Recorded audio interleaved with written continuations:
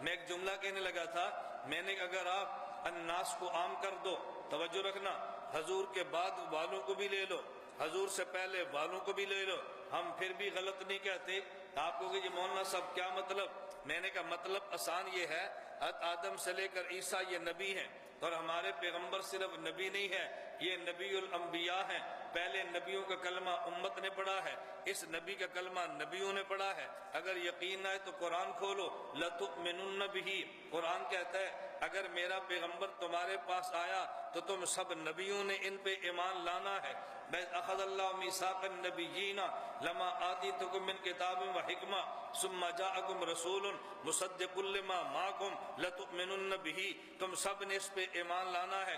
آپ پھر کہو گے کوئی ایسا دن دکھا سکتے ہیں، کوئی ایسا واقعہ بتا سکتے ہیں، کوئی ایسا خطہ دکھا سکتے ہیں جس پہ سارے نبیوں نے جمع ہو کے ہمارے نبی کا کلمہ پڑھا ہو؟ میں نے کہا جی ہاں ہم دکھا سکتے ہیں۔ وہ جی کون سی جگہ؟ اللہ کے پیغمبر مکہ سے چلے، بیت المقدس آئے، خدا نے سارے انبیاء کو بیت المقدس میں جمع کر کے ہمارے نبی کو امام بنایا، ان کو مقتدی بنایا۔ بھئی ان کو مقتدی بنایا، مصلی پہ کون؟ امام، وہ نبی ہے۔ مقتدی کون؟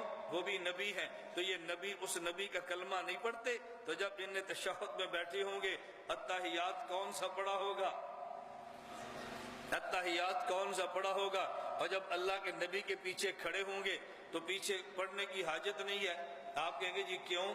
ہم نے کہا اس لیے وہ اللہ کے نبی کے پیچھے کھڑے ہیں، فاتحہ پڑھ لیتے، بھئی تب پڑھتے جب ان کو ملی ہو، پیچھے دوسری صورتیں پڑھ لیتے تب پڑھے جب ان کو باقی صورتیں ملی ہو۔ یہ بات تو سمجھ آئی ہے کہ پہلے انبیاء کو نہ قرآن ملا، نہ 114 صورتیں ملی، نہ انہیں حضور کے پیچھے پڑھی۔ تو سوال یہ پھر پڑھی کس نے ہے؟ آپ کہو گے امام الانبیاء نے۔ تو جو پیچھے مقتدی نبی کھڑا ہے وہ پڑھتا نہیں ہے، اس کو ملی نہیں ہے، لیکن جو آگے مصلی پہ پڑھ رہا ہے اسے مانتا بھی ہے یا نہیں؟ اس ماننے کا نام لَتُؤْمِنُنَّ بِهِ ہے، اس ماننے کا نام لَتُؤْمِنُنَّ